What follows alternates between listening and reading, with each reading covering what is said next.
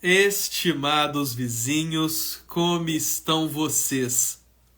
Aqui quem fala sou eu, seu amigo Gabriel, do Turma CH. E hoje, em continuação, em comemoração aos 30 anos do Castelo rá hoje nós vamos falar do filme, entre muitos outros projetos do nosso convidado de hoje. Ele é Diego Kozevich, sobrenome um pouco diferente. Ele foi o Nino do Castelo rá e ele tem, assim, vários trabalhos em seu currículo diferentes. Então hoje a gente vai poder conversar um pouco com ele para saber sobre o filme do Castelo, sobre os seus outros projetos. Para quem lembra aí do filme do Castelo, ó, tem uma imagem aqui, o Nino com o Dr. Vitor. Então hoje é um bom dia para a gente poder saber um pouco do Castelo, né? Eu tenho certeza aí que as pessoas querem muito saber, né? Como que ele foi o Nino, como que ele foi escolhido para ser essa criança de 300 anos, porque talvez não foi o Cássio que já interpretava na série, enfim, muitas outras perguntas. E, claro, o Diego ele também é dublador, ele é compositor, ele é autor de jingles, então ele tem muita história para contar e ele é o nosso convidado de hoje em continuação dessa comemoração dos 30 anos de Castelo rá Boa noite, Boa Diego. noite, tudo bom? Tudo certo por aí? Como é que tá por aí? Tudo certinho? Você me vê bem, me escuta bem? Eu não tô te vendo, tô vendo só eu aqui, deixa eu ver se eu tenho que fazer alguma coisa aí. Eu acho que Eu pode só ser. tô vendo a minha tela. De vez em quando o Instagram tá fazendo essas coisas. Deixa eu ver com o pessoal dos comentários. Se vocês estão vendo nós dois, vocês estão vendo só um, que a gente vai guiando isso também, vai ajeitando isso também. O Diego, primeiramente, eu quero te agradecer, tá? Por você estar, né, pegando um pouco aí do seu tempo para poder contar um pouco dos seus projetos, contar um pouco da sua vida, um pouco do Castelo que está completando aí 30 anos, né? O filme que você fez também já está nos seus 25. Então, assim, é uma história muito bonita, muito importante da nossa cultura, né? Do nosso país. E assim, você é compositor, é ator, é dublador, é o Nino. A primeira pergunta que eu te faço para a gente já iniciar esse bate-papo é a seguinte: quando você vai preencher um formulário, uma inscrição de registro e tem um campo profissão, qual a primeira profissão que vem na sua mente e você preenche lá? Olha, é até complicado, viu? Porque justamente eu atuo em algumas áreas, né? Costumam dizer que graças a Deus aí, Papai do Céu me deu alguns talentos, eu tento fazer uma laranja disso, né? Espremer essa laranja, mas eu normalmente eu coloco com muito orgulho ator. E às vezes, né, justamente também publicitário, né? Eu sou formado em rádio e TV Aham. e músico também, coloco músico. Depende da situação, na verdade. Agora você parou para eu pensar. Quando eu estou em alguma situação assim, enfim, que é mais normalmente você me fez lembrar em hotel, né? Às vezes tem aquelas É, o fichinhas hotel, aeroporto. que coloca, daí eu falo, mas normalmente eu faço questão de colocar com muito orgulho, assim, ator ou músico, justamente, tipo, é profissão e respeita. Porque a gente brinca, essa brincadeira, assim, que às vezes você fala, ah, eu sou ator, eu sou músico, tá, mas qual que é a tua profissão? É. Sou ator, músico, locutor. Ah, tá. Né? É tipo assim mesmo. E deixa eu te falar. E com que idade você descobriu que você atuava? Foi alguma coisa dos seus pais, influência dos seus pais, de amigos? Quando que surgiu essa oportunidade de você estar atuando? Eu justamente comecei desde bem cedo, desde criancinha mesmo, com 5, 6 anos. Os meus pais, para quem não sabe, eu sou de Curitiba, no Paraná, moro aqui ainda, estou em Curitiba, hoje inclusive está uns 10 graus, está frio, mas ainda faz um pouquinho mais de frio às vezes.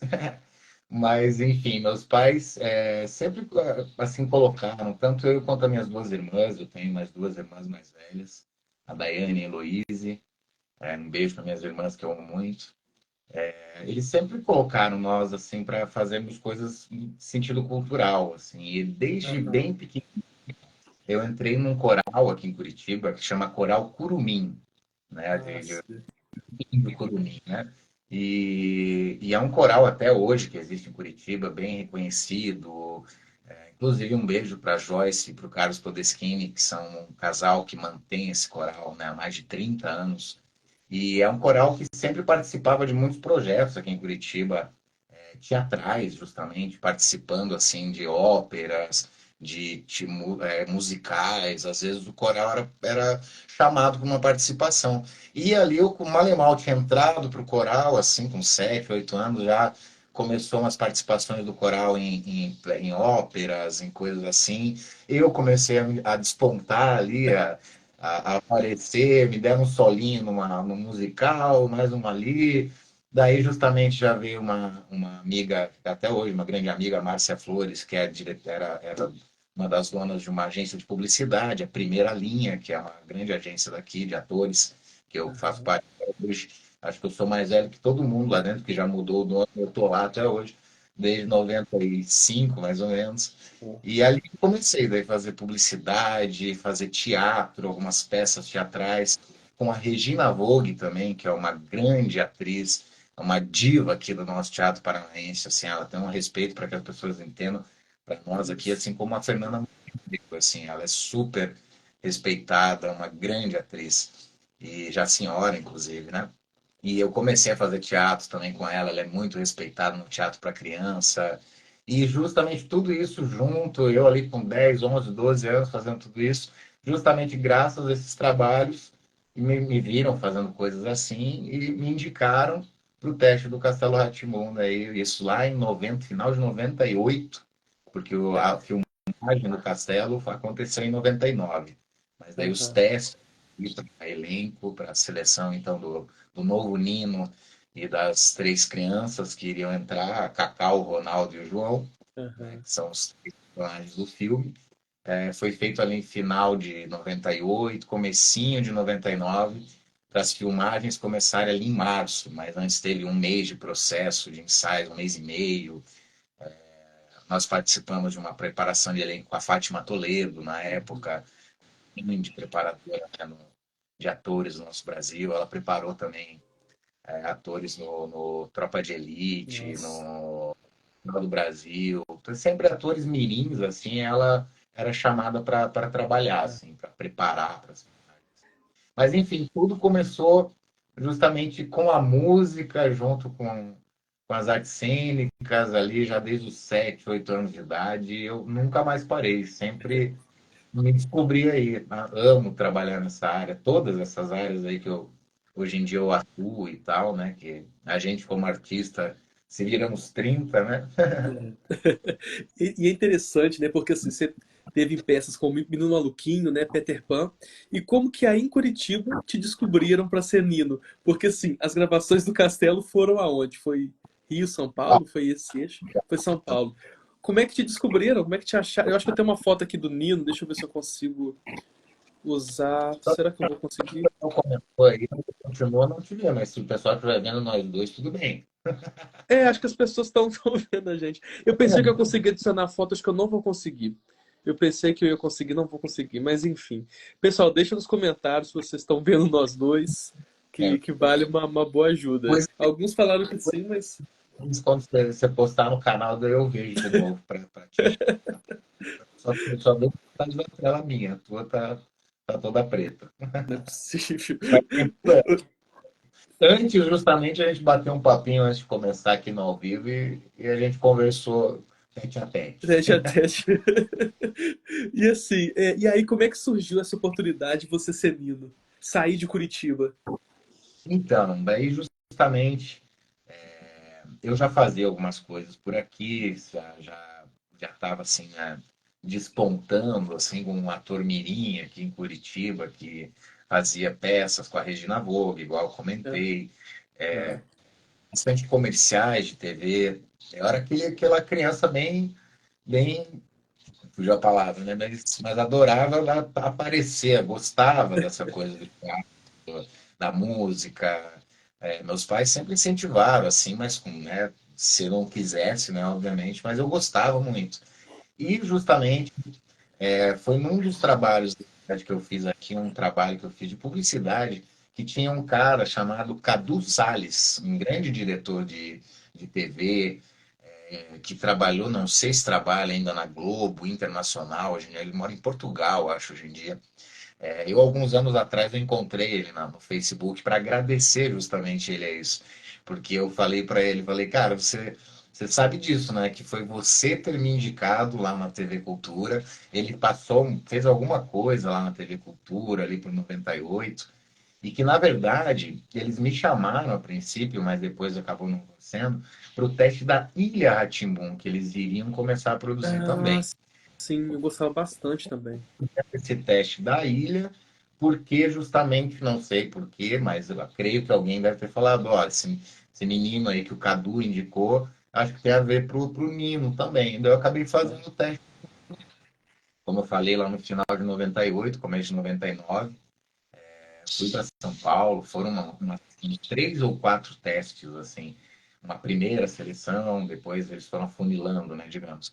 E até que o último, justamente, eu fiquei, inclusive, em São Paulo, daí, durante uma semana, eles estavam, assim, ainda numa dúvida entre dois ou três, assim, e eu fiquei, assim, participando de um workshop, eu lembro um pouco disso. Nossa, Hoje em dia eu entendo como adulto, né, e como profissional da área, assim, que eu acho que eles precisavam fazer um pouco isso também, essa vivência, assim, com aham. três pré-selecionados para ver como é que era essa criança, né? Tipo, será que não é trabalho? Será que não é uma criança, às vezes, que vai dar muito trabalho num set, com essa responsabilidade que era ser o Muito. protagonista e ter muita filmagem? Eu tive muitas filmagens. Justamente, eu tive um lance na época. Mas, enfim, antes eu falar da minha educação, então, só daí para resumir, passei no teste do Castelo, Aham. e nisso, lá em São Paulo, a filmagem durou uns 4 meses, mais ou menos, de filmagem, de março a setembro de 99. E daí ele estreou, inclusive, foi um filme com uma pós-produção bem rápida, que ele estreou Aham. em janeiro de 2000 no cinema. Se eu não me engano, no dia 5 de janeiro de 2000, nos Nossa. cinemas do Brasil. Então, uma pós-produção ali de 6 meses, nem isso, para ficar pronto, né? Numa época que era em película ainda, por exemplo, né? Não era Sim, sim. nada digital. E com muitos efeitos especiais, tudo que a gente sabe que o filme Isso. Muitos figurantes também, né? figurantes, foi uma super produção, né? Hoje em dia, Sim. vendo assim como um admirador do cinema, mais do que assim como o Nino do filme, mas eu vejo o filme como uma grande produção do Com Brasil mesmo, certeza. uma grande produção. A fotografia, a música, a direção do Karl Hamburger, É. acho que todas as escolhas dele, né, com relação ao filme ali, para as cenas, para o enredo, o roteiro, tudo muito bonito, assim, e para a época, né, era algo assim super inovador. Os efeitos especiais que tem no filme eram coisas que nem eram feitas no Brasil na época. Eu lembro que foi finalizado aqueles efeitos do bully voando, coisas assim, foi feito na França e teve uma Nossa. pior que porque não fazia isso no Brasil. O que hoje em dia a gente vê muitas coisas num aplicativo de É. celular fazer, Qualquer um aí faz hoje em dia. muito rápido, assim, para quem é jovem hoje em dia, saiba que naquela época não tinha nada disso tão fácil, tão simples na mão, assim. Então é algo que foi assim para a época foi muito revolucionário, inovador, uma grande produção que foi cara, inclusive, foi uma das Sim, produções mais caras daquela época, graças à Lei sim, Rouanet. sim. E foi uma grande experiência. Eu, inclusive, daí, por ter muitas filmagens, que eu estava falando da educação, eu não conseguia ir para a escola normal, curricular. Assim, teve um Aham. acerto que a minha mãe conseguiu com a secretária de Educação no estado do Paraná, na época, eu não lembro direito, de eu assim, ter aulas particulares com uma escola de professores Aham. particulares lá que eu Sim. estou, para me dar aulas durante o período ali de 6 meses, onde eu tinha assim 2 dias na semana que eu não filmava, e daí eu tinha o dia inteiro de aula para repor Nossa. todas as séries. Eu estava na sétima série na época, então foi duro, assim, era uma criança trabalhadorazinha. Nossa, com certeza. E assim, é isso que você falou do filme. O filme, ele é muito importante pra mim, porque assim, eu era muito fã da série do Castelo. E aí, quando eu vi ali a proposta, eu já compreendi de início, né? Tem pessoas que tem hoje que falam que não, que o filme era pra ter sido de outra forma e tudo. Mas assim, pra mim, o filme é lindíssimo, a fotografia do filme é lindíssimo, aquela história, né? O elenco, né, maravilhoso. A gente tem ali a Rosi Campos, o Sérgio, nós temos a Marita Severo, o Pascoal da Conceição também, né, regressando no personagem, Matheus Astergali. Nossa, assim, é um time assim, né, espetacular e é uma história tão importante para a cultura, né, do nosso país, tão brasileira. O Cal, né, sempre tá assim, um sucesso, né? A gente estava até conversando antes, né? Ele fez a adaptação do Maluquinho para televisão. A Malhação das Five foi ele também quem está por trás. Então, assim, tudo esse filme é muito importante e é engraçado que eu lembro que ele quando ele estreou na televisão, né, eu era criança e já fã, ele pegou um horário que tipo assim era destinado às produções da TV Globo mesmo. Então era o horário que a Globo exibia lá a Festa da Cuca, que era um especial de musical do Sítio, ou ele exibia um especial de Natal da Xuxa. Então, tipo assim, é muito. Esse filme do Castelo tem uma importância muito grande e é muito bom a gente falar sobre ele por isso, para quem puder conhecer, puder procurar na internet, que vale muito a pena. É um filme muito lindo. O filme ele é liberado no YouTube, não tenho certeza, não conferi, inclusive, E antes ele de tá lá pensar. ainda. Mas alguns anos atrás ele era liberado no YouTube. Eu acho que está ainda liberado lá. O pessoal pode acompanhar o filme. Antigamente eu brincava, na época que foi feito o filme, eu falava, vá na locadora, alugue e tal. Hoje em dia. Mas justamente o filme, eu acho que é um grande legado também para o cinema nacional, Uhum. com relação a essa questão da mudança, do Nino, principalmente, né? Porque igual o Sim. brinco, para as três crianças que foram mudadas, elas tiveram outros nomes no filme, né?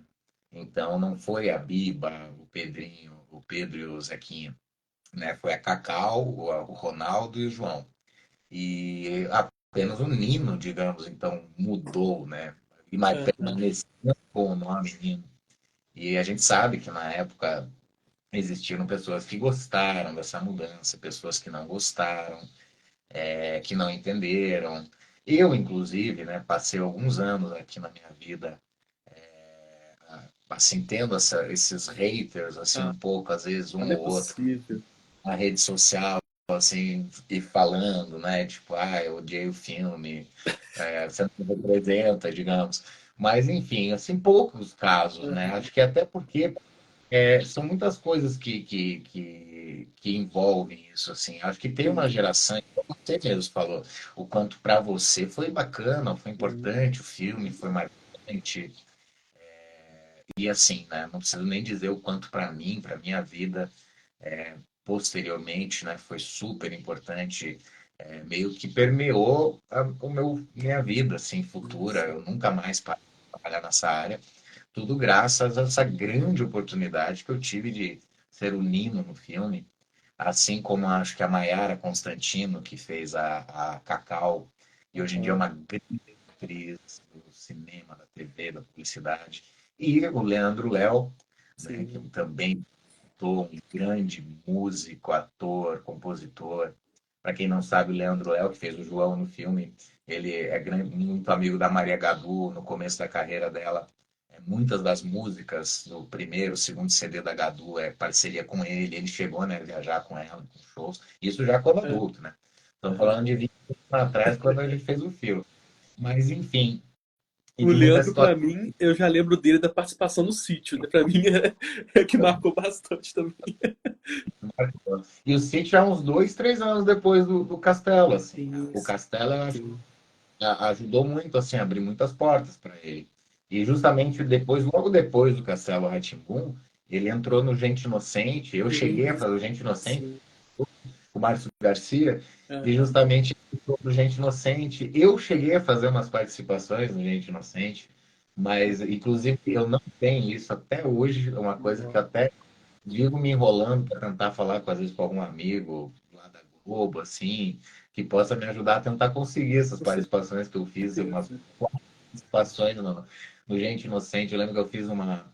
Sempre normalmente cantando, assim, fazendo umas cenas, para algum dos convidados. Eu lembro que eu fiz uma homenagem para o Renato Aragão. Teve uma vez que foi a Nossa. Júlia. lá Alexandre Borges, É.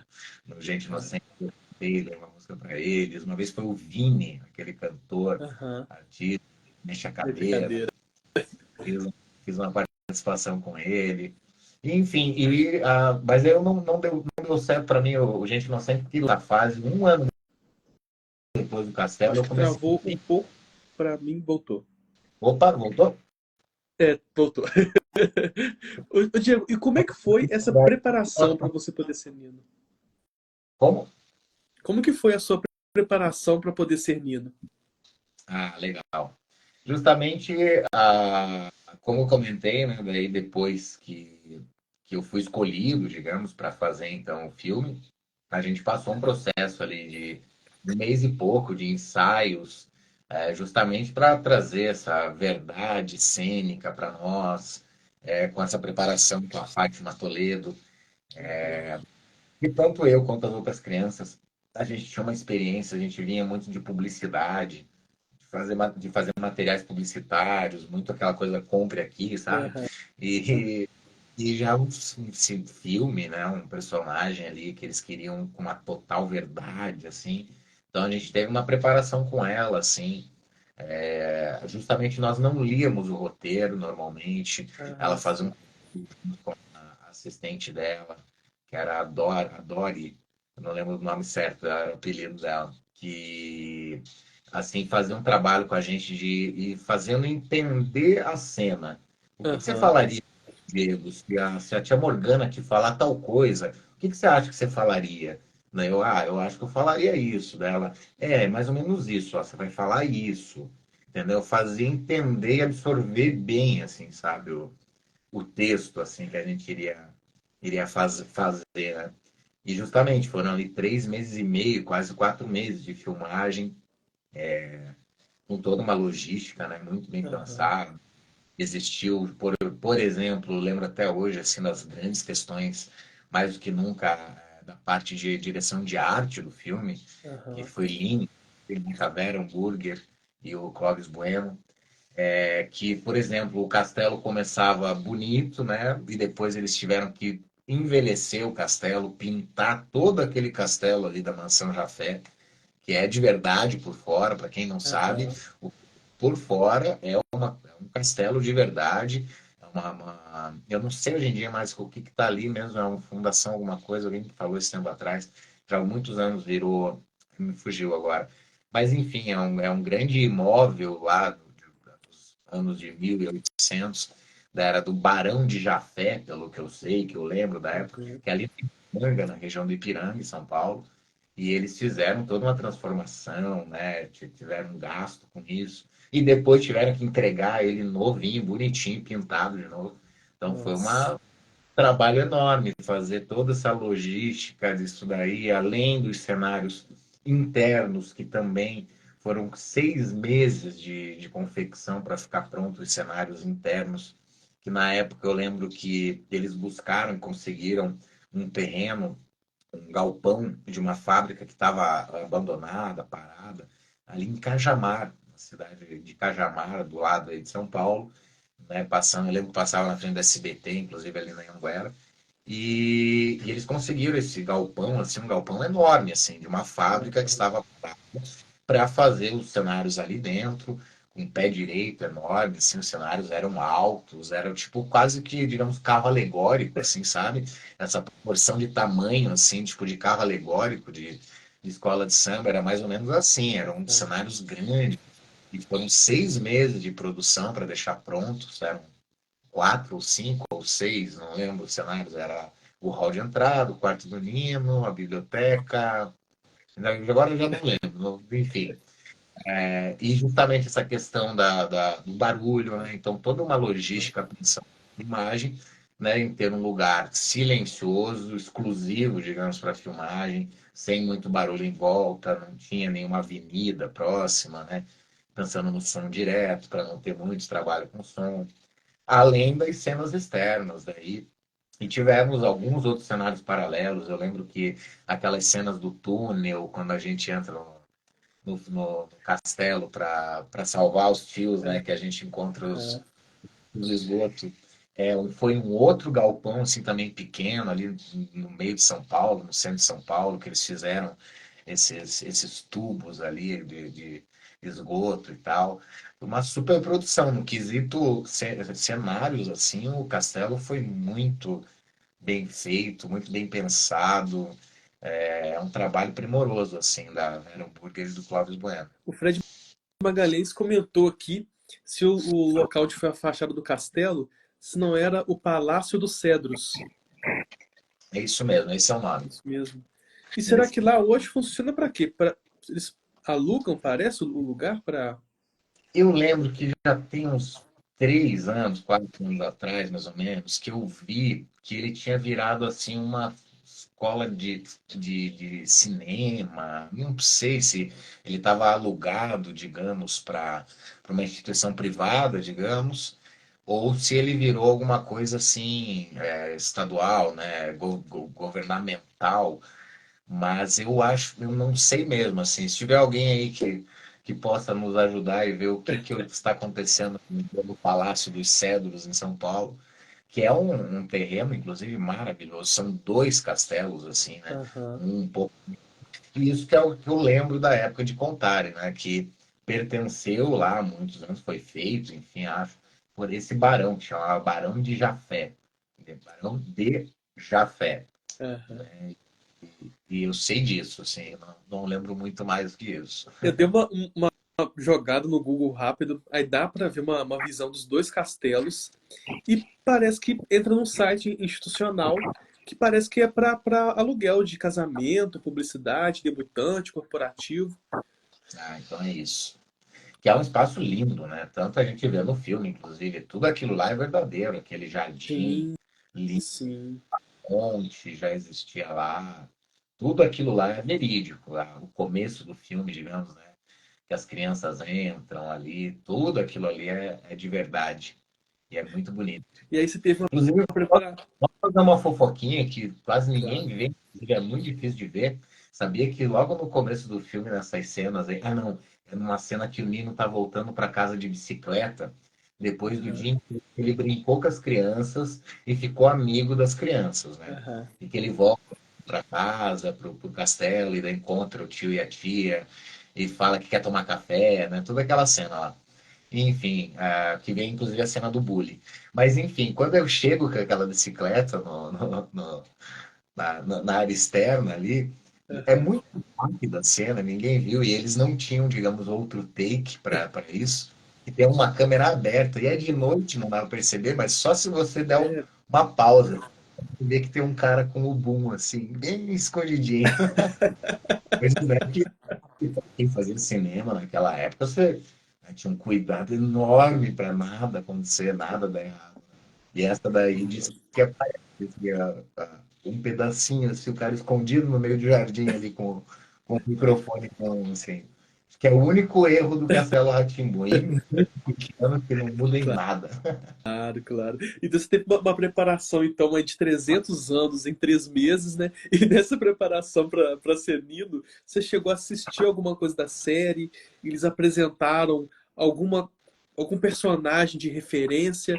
Porque assim, eu vejo na construção do seu personagem que é tudo muito alinhado, muito assim, verdadeiro, né? Muito bonito pra gente que assiste, muito poético. Então, a gente tem essa impressão que tenha sido muito intenso nessa essa formação, construção do personagem.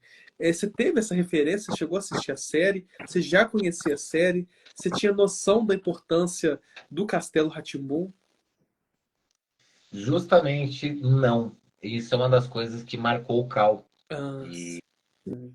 via muito a série. Tipo, eu Aham. sabia, obviamente, mas lembrando que eu tinha 11 para 12 anos quando a gente fez o filme. Mas eu era super um moleque ingênuo e tudo mais, não fazia a menor ideia da proporção daquilo que eu estava fazendo o teste para fazer, né? Sabia da importância já que existia, mas é, muito pouca, até porque justamente meus pais aqui, como eles sempre trabalharam assim o dia inteiro em Curitiba e tal, a gente tinha uma vida assim, eles colocavam muito eu e minhas irmãs para fazer coisas nos horários alternativos ao horário da escola, né? Então, Sim. escola de música, a Escola de Música e Belas Artes do Paraná, que era uma escola estadual aqui de música. Desde aquela época, eu comecei com 7, 8 anos, por isso que vem o meu lado musical aí Aham. também. E além disso, fazia o coral curumim, fazia outras coisas, teatro. Então, eu não ficava em casa de manhã e de tarde. Daí chegava final da tarde, 6h30, 7 horas, porque eu estudava à tarde, inclusive, mas de manhã fazia outras coisas. Daí já ia tomar banho, jantar, então eu não via muito TV. Aham. E eu fui super sincero no teste do Castelo. Eu lembro até hoje me falou justamente, eu não vejo muito. E outra coisa que marcou o Cal também com relação a prestar atenção em mim, digamos, ali já no teste, foi porque existia, ele já tinha colocado no filme a cena do Aham. Malabar, né, de jogar.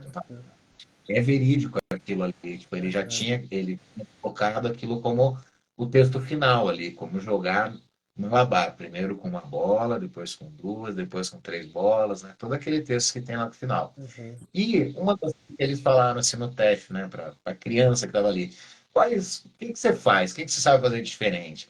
Eu canto, daí cantei um pouquinho. Ah, o que mais? Enfim, eu não, daí daqui a pouco eu falei, você sabe fazer uma coisa de circo? Eu falei, eu sei jogar malabares. Eu sabia jogar, eu tinha feito escola de circo para fazer a peça do Peter Pan, uns 3 anos antes, aqui em Curitiba, onde eu aprendi a jogar malabar, a fazer monociclo, aqueles pratos girando no pauzinho. Enfim, eu tinha aprendido algumas coisas e resolvi falar, eu sei fazer malabar. E não é que o Carlos já tinha colocado isso no filme. Diz que aquilo ali, ele me falou depois, né? Aham. Ele falou que aquilo ali me fez prestar atenção na cena larga. Eu falei, era uma das minhas missões, eu ia ter que fazer uma criança aprender a jogar malabar. Uma coisa que eu já jogava. Se você soubesse fazer feitiçaria, era a perfeição 100%. Acertei cheio ali na bucha. Ô, Diego, eu tenho certeza que muita gente está doida para poder saber se você sabia por que o Cássio não fez o Nino, por que teve a substituição. Mas antes disso, vamos falar de outras coisas que depois a gente volta no castelo de novo. E uma de outra profissão sua que eu queria saber e que eu acho que é uma profissão lindíssima e eu acho que deve ser muito difícil, que é de dublador. Quando que você descobriu essa profissão? Engraçado que, assim, eu, desde de moleque, assim, eu sempre eu já fazia locuções aqui em Curitiba, desde a época do Castelo, desde antes e mais que nunca depois, porque, né, daí eu tinha feito o Nino, isso era algo que estava recente aqui em Curitiba, isso me gerou, digamos, bastante coisa de trabalho, fazia já bastante locuções para rádio, coisas assim. Então, desde ali de criança, às vezes eu pegava uma coisinha, um outro, uma pontinha para fazer de dublagem, no sentido de dublar mesmo, mas não necessariamente só filmes ou desenhos. Às vezes pegava materiais internos de empresa que eram em outra língua e Ah, precisava sim. só ter uma experiência, digamos, com relação a isso. Até porque o mundo do universo de dublagem aqui em Curitiba é um pouco mais recente, assim, vem de uns Aham. 10 que a coisa começou a engrenar mais forte aqui em Curitiba. Antes disso era algo ainda muito assim, começando, né? E faz uns 10 anos para cá que começaram a vir coisas para cá, assim, ainda temos poucas empresas em Curitiba que trabalham com dublagem. Eu justamente que eu trabalho assim, não exclusivamente, mas é a que eu mais trabalho, é a Astrolábio, que é um estúdio daqui, e que justamente faz há uns 3, 4 anos que a gente começou a conseguir trazer para cá, finalmente, assim, daí bastante coisa de dublagem. Aham. Começou a fomentar o universo em Curitiba de bastante filmes para ser dublado. Tem a dublagem em Curitiba também, da Mônica, que é muito bacana aqui em É, Curitiba. bacana. Então, conseguindo trazer filmes daí de ficção e etc. Então, vem daí, na verdade. Faz só uns 4 anos para cá que eu comecei a dublar de verdade, assim, filmes, né? Que agora estão aí disponíveis nas plataformas de streaming e tal. E não são tantos ainda, assim, que eu peguei papéis maiores, relevantes. Tem uns 7 ou 8 que eu fiz maiores. E muitos, inclusive, tem alguns ainda que não estrearam, porque ano passado Aham. foi um ano que eu dublei, inclusive, e ainda tem coisa que não estreou. Tem um seriado muito legal que eu dublei, que eu acho que eu ainda não posso falar o nome, porque eu acho que ainda não estreou. E tem um contrato de Sim, exclusividade. sim. É muito legal, que é para um site, isso eu posso falar, que é um site que estreou faz pouco tempo, chama Anime Onegai Brasil, Aham. que é um site que é justamente voltado para esse universo de anime, né? Que eu, inclusive, não sabia o quão enorme é, né? E quando eu comecei a dublar anime, assim, eu Sim. tenho que é fã de anime, né? E tanto é que fizeram esse site, já tem algumas coisas disponíveis lá, assim, ele é tipo um Netflix de animes, né? Aham. Assim, tipo um Netflix de animes. Esse que eu fiz já tem, que eu fiz a dublagem em português, ele já tá lá nesse anime Negai, só que só em japonês e em espanhol. Fica a dica.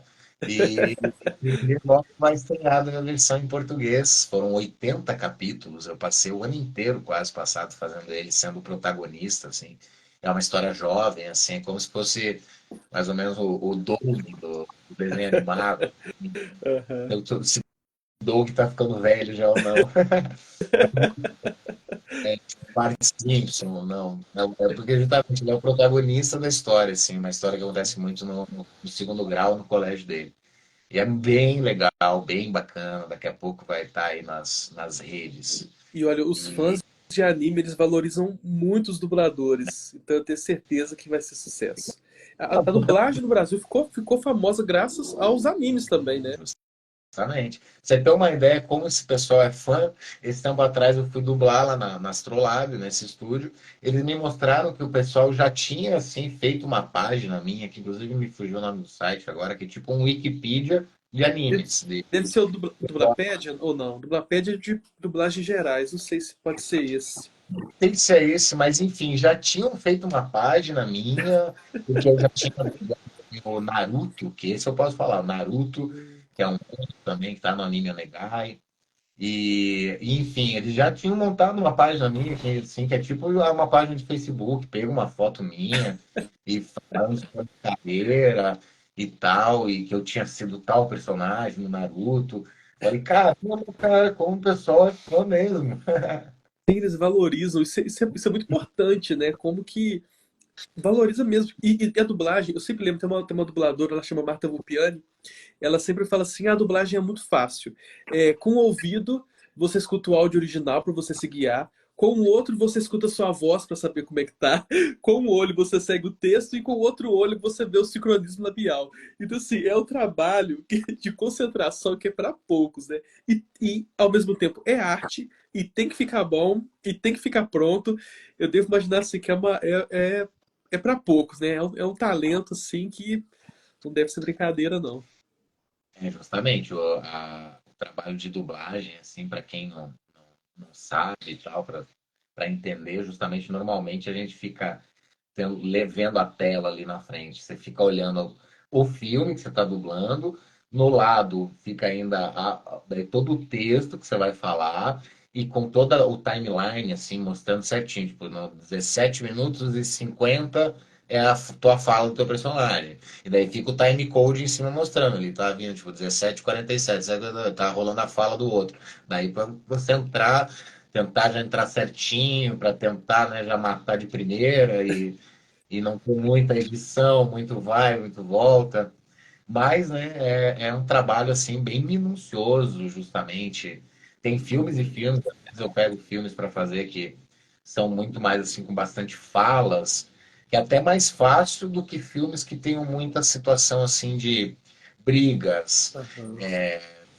toco, chute, porrada, coisas assim, ou cenas de muita visceralidade, onde você vai chorar, onde você vai, né? Essas são as cenas mais difíceis, porque não tem outro lugar, né? Você precisa trazer a emoção ali, verdadeira, né? Eu já tive algumas oportunidades de filmes que eu tinha cenas de choro e cenas de desespero e tudo mais. E que é uma concentração enorme, assim, que você sai, às vezes, com uma dor de cabeça ali, de fazer. E Tanto que como é que você normalmente constrói um personagem? Quando você A gente não passa de 3 a 4 horas de dublagem por causa disso, porque chega um Aham. momento que já. Imagino. E como é que você constrói um personagem? Vai muita direção? Ou você vê ali na tela e tenta criar uma voz? Ou pega um pouco do áudio original, tem esse match voice? Como que funciona isso? São, são duas questões, que eu diria para você.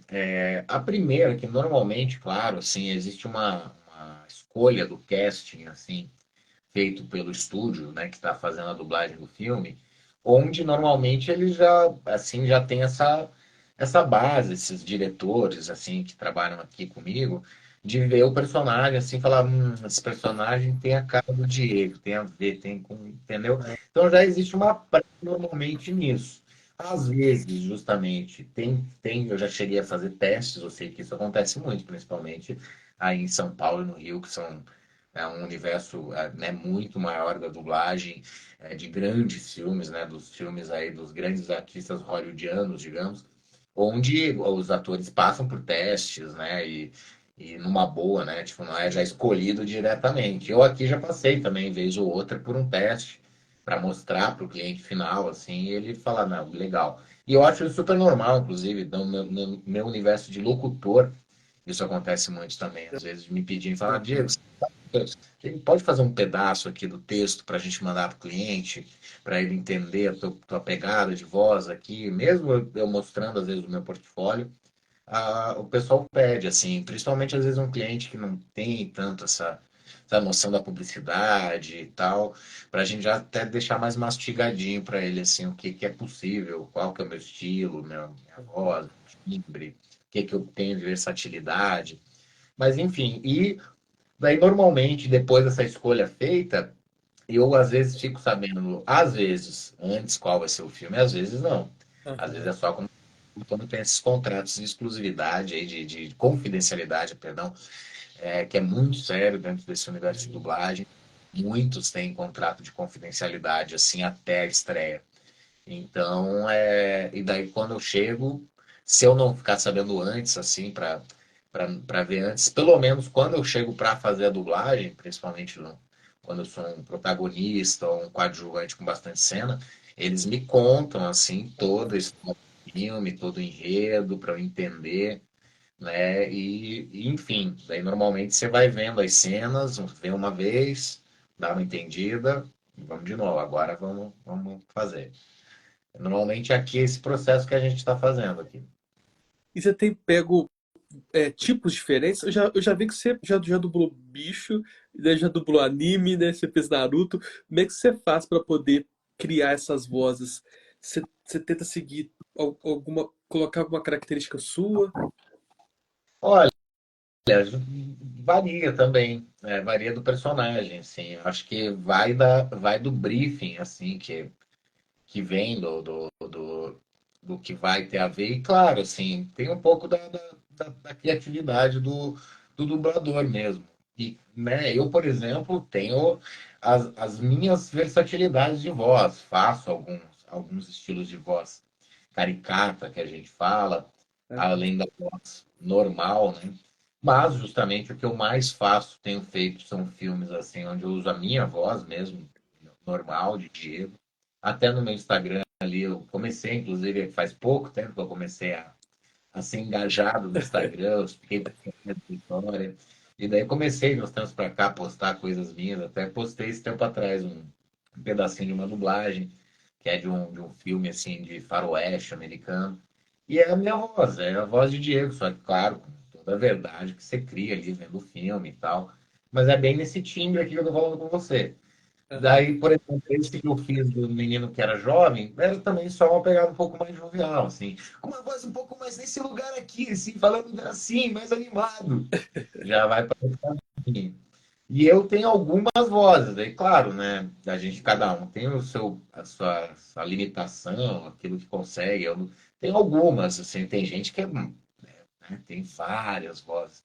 Eu tenho algumas que eu brinco, assim, eu tenho desde uma coisa que eu falo assim que é mais super-herói, meio Buzz Lightyear, tipo, uma voz mais grave, assim, uma coisa meio super-herói, meio Buzz Lightyear. Até uma coisa. meio grave assim também para filmes assim um pouco mais grave, até coisas mais caricatas, animadas, vozes de bicho, seja um bicho mais engraçadão, ou um bicho mais ou do esgoto. Não, no falsete também. Vozes assim animadas no falsete. Enfim, eu tenho algumas brincadeiras aqui que eu tento colocar, assim, quando. Aham. Mas eu faço pouco, assim. Vozes caricatas eu fiz poucos materiais até hoje. Já fiz alguns, mas não muitos. Mas já fiz alguma coisa. E Justamente como. no filme Brichos 3, do Aham. Paulo Munhoz, grande, um grande roteirista, diretor nosso aqui, um dos precursores aqui no 3D e desenho animado em Curitiba, no Paraná.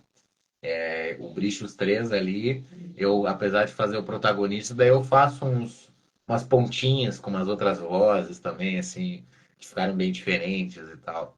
E foi uma grande experiência também.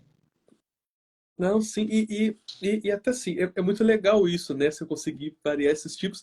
E aí, e varia de profissões também, porque assim, apesar que ator, cantor e dublador estejam próximos, tem que ser muito versátil, né? E para compor jingles, como que você parou nisso também? Como é que você descobre essas funções?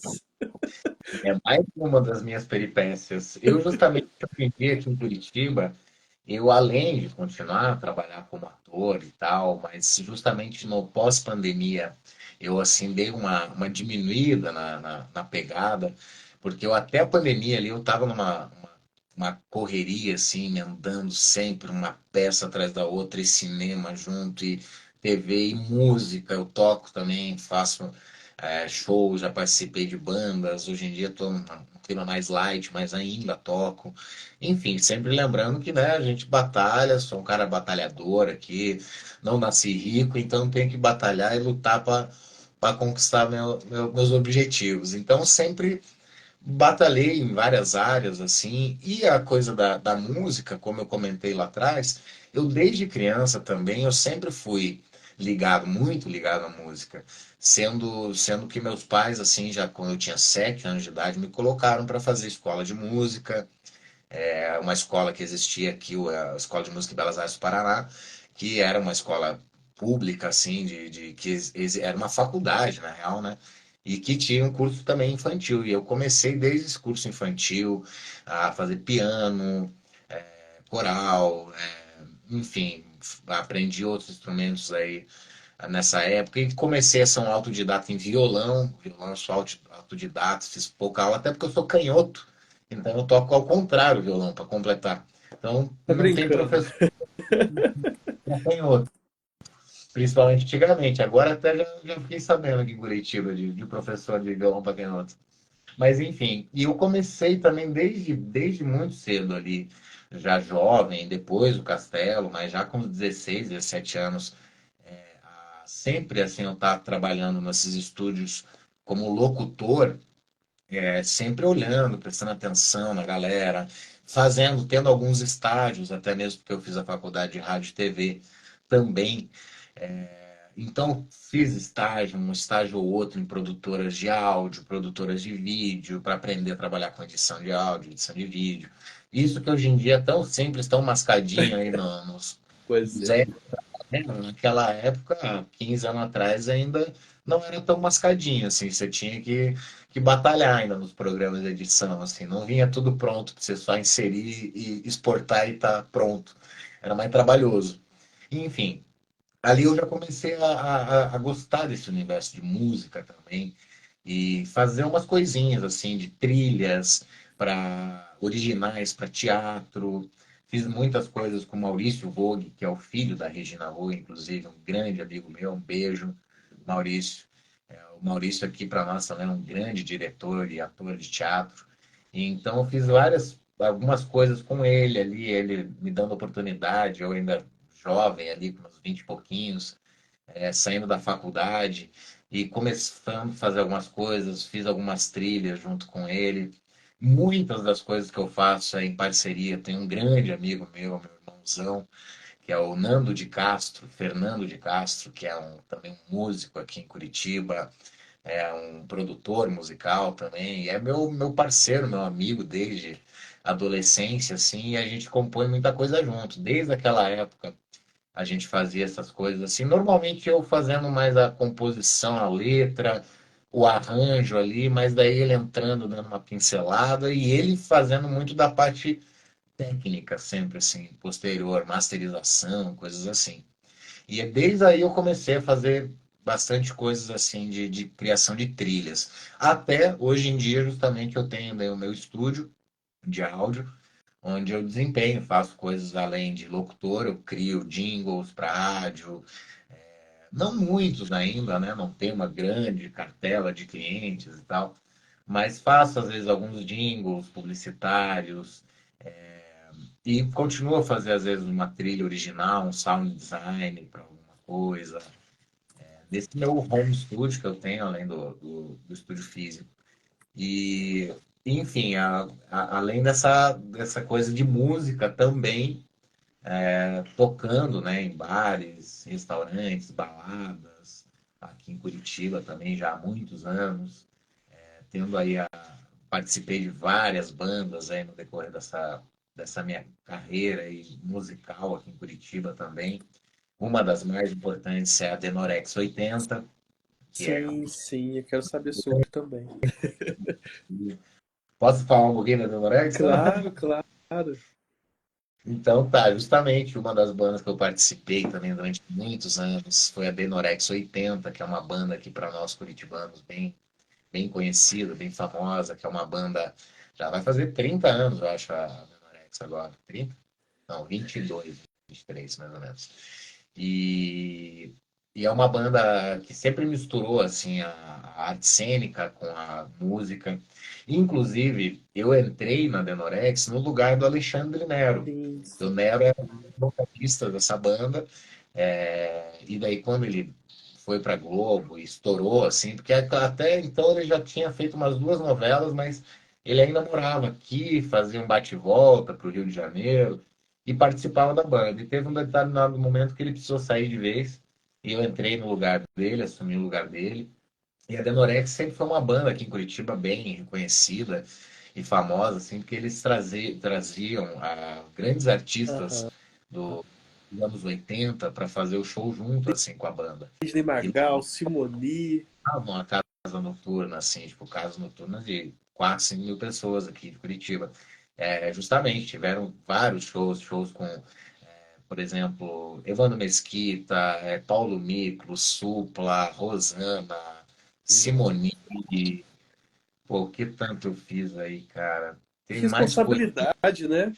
Substituir o Alexandre Nero, cantar com essas pessoas. Nossa, é.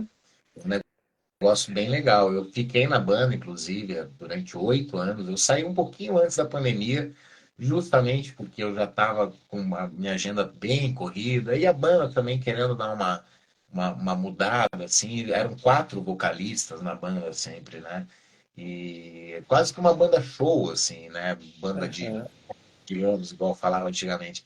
Mas mais, na real, também porque era uma banda que, como sempre tinha muitos figurinos, a gente trocava de figurino várias vezes no show. Cada música era um número, assim, quase. Aham. Então, tinha muita cena, muita zoeira. Era uma banda, assim, que era bem de muita zoeira, de falar assim abertamente sobre essa coisa que, né, agora, graças a Deus, já passamos dessa fase, mas lá em 2003 ainda era um pouco mais velado você poder falar sobre Sim, sim. sobre suas decisões, né, ideológicas, sexuais e tudo mais. E a Denorex sempre brincou muito com esse libido, com essa brincadeira, sempre com as músicas dos anos 80, né? Era Denorex Aham. 80. Tem até hoje, a Denorex continua na estrada aqui em Curitiba, fazendo vários shows no sul do país.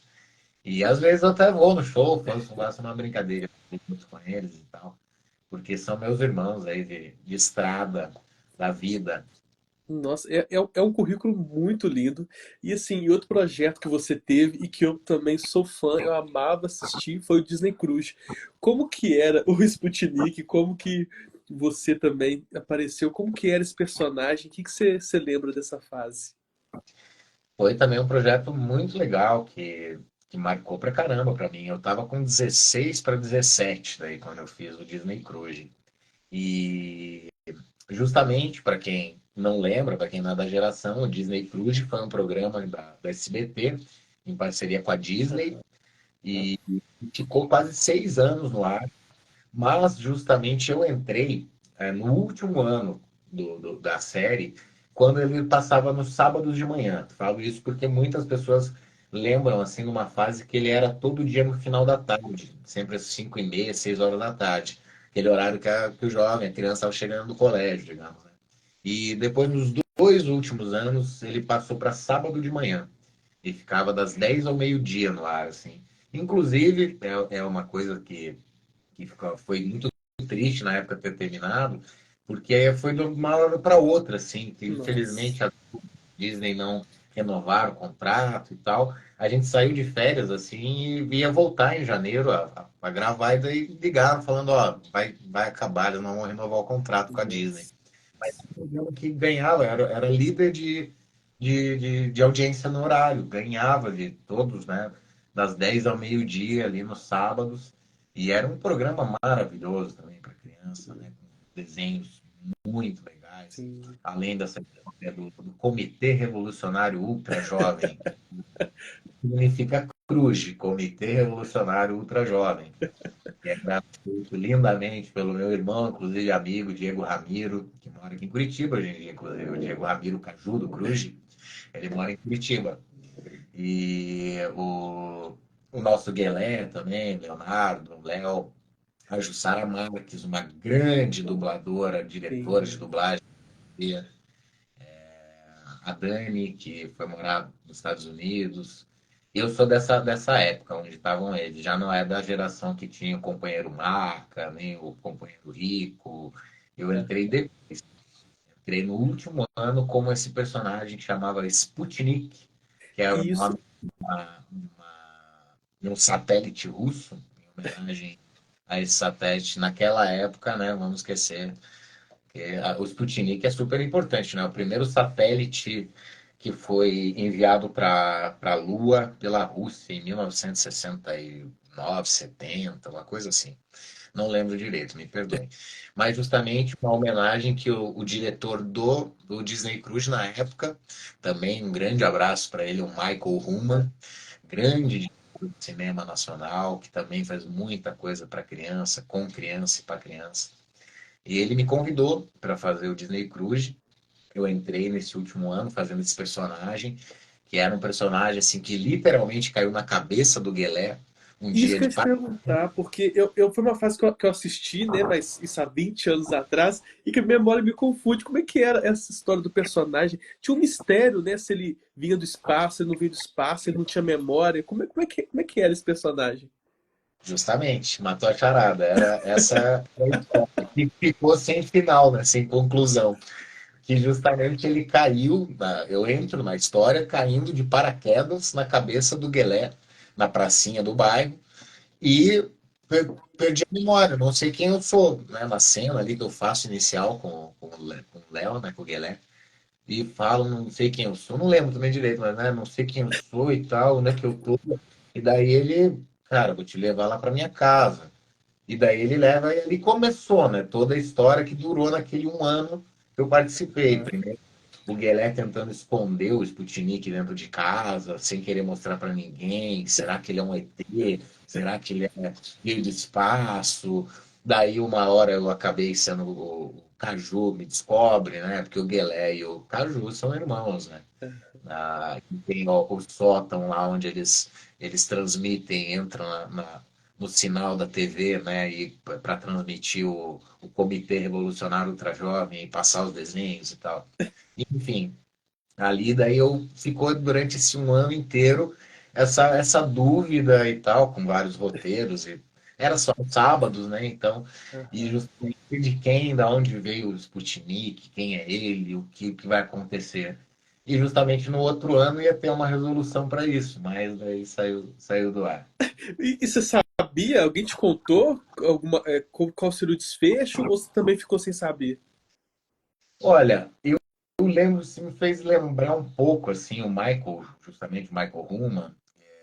Eu sou muito amigo dele até hoje. Eu lembro quando adulto, depois de sair com ele assim em São Paulo, uma vez que eu fui para São Paulo e saí jantar com ele, e ele falar assim que o que ele queria, né, o Sputnik ia durar ali, mas algum tempo esse mistério justamente tinha entrado na história daí, tinha acabado de entrar na história. Acabei de lembrar, inclusive, que eu já nem lembrava. Daí dois personagens adultos, um era feito pela Magali, outro pela Eliane, pela Lili Fonseca, e a Magali me fugiu o sobrenome agora, grande atriz nossa também.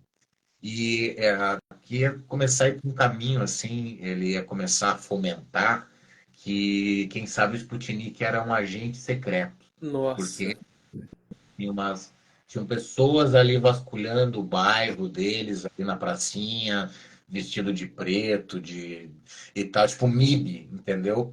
Assim, a procura, pessoas estranhas que estavam rondando o bairro. Então, tipo, será que o Nino, justamente, aliás, o Sputnik é um ET mesmo, por causa do MIB, assim, nessa roupa preta que esses agentes ali estavam usando? Ou será que ele é um agente duplo, ele é uma criança agente que veio para tentar fechar o Cruz, porque o Cruz era uma TV pirata, né? é, Enfim, estavam várias dessas questões que provavelmente o Michael iria fazer essa laranja ficar espremendo ali por um bom tempo até bacana, dar um resultado e um fim para essa história do Sputnik. bacana. Você comentou da Magali, a Magali Bife, né? Magali Bife, isso mesmo. Maravilhosa. Tem um É comentário a aqui do Pedro. Argentina, né, das Chiquititas, Como é que é, é perdão? que ela fazia nas Chiquititas, né? Eu lembro, eu tô tentando lembrar dela, da onde que ela Ela era as chegou. do orfanato das Chiquititas. Que as Chiquititas da primeira fase lá é da minha época. É, E ela era a dona do orfanato. bacana. E aí, né, acho que todo mundo tá querendo, né, que eu te pergunto isso, que foi sobre a questão do personagem Nino. Mas antes da pergunta do Pedro aqui, se você sabe, você teve cenas cortadas no filme. Você lembra de ter gravado alguma cena que não foi ao ar? Olha, tiveram uma coisa ou outra assim que foi cortado do filme, mas eu não lembro de coração assim, porque na verdade não teve nada muito maior, digamos assim, nada muito grande, foi uma ceninha ou outra assim, meio pequena, meio irrelevante. Mas Entendi. o que aconteceu, e eu lembro que o Cal, na verdade, ele teve que fazer assim uns dois cortes no roteiro para diminuir coisas que ele tinha e queria ter inserido no filme e que ele acabou tendo que jogar assim para escanteio pela duração de tempo que o filme estava ficando e iria ficar, Entendi. que ele não queria que o filme passasse muito mais de 1 hora e meia, né? É um filme para crianças e jovens, que não, né, a criança não fica parada tanto tempo. Normalmente um filme para criança é 1 hora, 1 hora e 10. Então o Castelo já ficou no final com 1 hora e meia. Então ele tinha lá um primeiro corte, que eu lembro dessas histórias de serem contadas na época, assim, que ele, no primeiro roteiro, ele queria ter colocado, assim, a Celeste, e depois, Entendi. na cena da Celeste, viu que não tinha, assim, um link Aham. legal, ela ser útil, digamos, na história do Sim, filme. sim.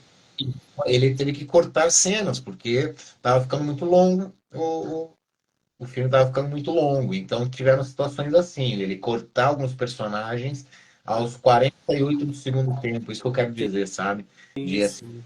estava no roteiro até quase o momento da filmagem, de começar as filmagens, mas ele foi vendo ali que, cara, o filme vai ficar muito longo, então vou tirar uma coisa ou outra. Então tiveram coisas assim, sabe? De não ter filmado, mas estava ali no roteiro até aos 48 do segundo tempo foi cortado, assim, sabe? Ô, Diego, e assim, claro, né, na época você era uma criança, né? Você estava conhecendo ali o cinema e tudo, e vocês estavam produzindo, né, um filme de uma série de muito sucesso. Alguém te explicou por que que o Cássio não participou, ou depois de mais velho, você ficou sabendo, você conseguiu entender por que que não teve Zequinha, Pedro, Biba. Eu acho que as pessoas devem te cobrar muito isso, né? Porque os fãs do Castelo, acho que assim, eles são muito apegados até hoje, acho que várias séries, né? Igual Chaves também. A pessoa, ela lembra muito dela criança, né? Sem boleto, e tem algo que toca muito ali no íntimo da pessoa. Ela tem certeza que aquilo é dela. E assim, eu tenho certeza que todo mundo te pergunta isso. E tipo, você era uma criança, né? Mas enfim, você sabe o motivo pelo qual teve a substituição, né, do Zequinha Pedro e da Biba por outros personagens e por que o Nino não foi o Cássio, foi uma criança e foi você? Então, justamente, né, isso é uma questão meio polêmica, né?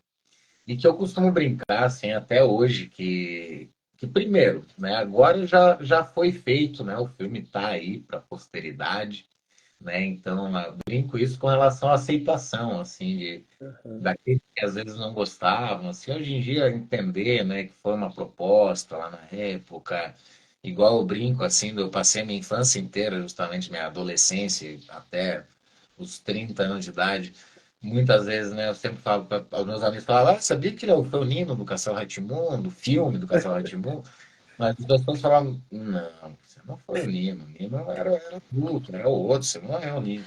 E eu, tipo assim, eu falo, cara, deve ser muito engraçado para os meninos que fizeram o filme do Esqueceram de Mim 3 e o 4, principalmente o 3, porque ele deve falar uma coisa, ele deve falar, sabia que eu fiz Esqueceram de Mim? E daí o cara deve, a pessoa olha e fala, não, você não é uma tal. Então, eu faço essas brincadeiras assim para a gente pensar que, antes de falar sobre toda essa questão, que, poxa, já que foi feita essa troca, já que aconteceu, que o filme foi feito dessa forma, que, né, e que tem um legado também, daqui a pouco vamos falar um Sim, pouco sobre, de tanta gente que também gosta do filme, que marcou para uma geração dessa nossa idade, minha e sim. sua, e, enfim, até perdi o foco um pouco aqui. Mas a questão, assim, do Nino, assim, que eu estava falando de ter uma aceitação e um respeito pelo filme, e vamos, né, respeitar como uma proposta, afinal de contas, não tem como mudar o passado, né? Mas ficar esse legado, assim, igual tem hoje em dia séries aí de Homem-Aranha, que Sim, já, enfim, exatamente. tem três Homem-Aranha diferentes, e que Exatamente. eu acho que hoje em dia, inclusive, tá mais fácil de aceitar e ver Com essa certeza. proposta do que lá 25 anos atrás, quando o filme foi feito, né? Que ainda não existia tantas mudanças dos personagens, ainda não estava esse universo Marvel aí acontecendo, É. que fez daí o Superman, Agora é vários... cult, né? Agora é mais comum, naquela época nem tanto.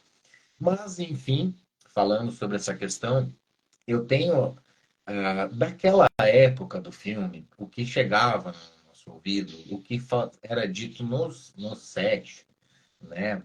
E que não é totalmente o que aconteceu, até porque foi feito depois um livro, né, sobre o Castelo rá que inclusive a nossa querida Cíntia, nossa eterna Biba, que inclusive tem um carinho enorme por ela, saiba disso, Cíntia, tem um carinho enorme por você, Fred também, parabéns pelo engajamento que vocês dois têm nas redes sociais, pelos 30 anos, inclusive, o Luciano também, e sem nem falar o Cássio, que eu sou um fã, o Cássio é um dos grandes atores do nosso país. Sim, Não, sim, ele é um grande dos maiores atores desse nosso país. com certeza. Mas, enfim, lá na época, o que chegava no nosso ouvido é que uma das coisas é que o Cal tinha ficado meio na dúvida, que as crianças já estavam mais adolescentes, e a pegada do filme,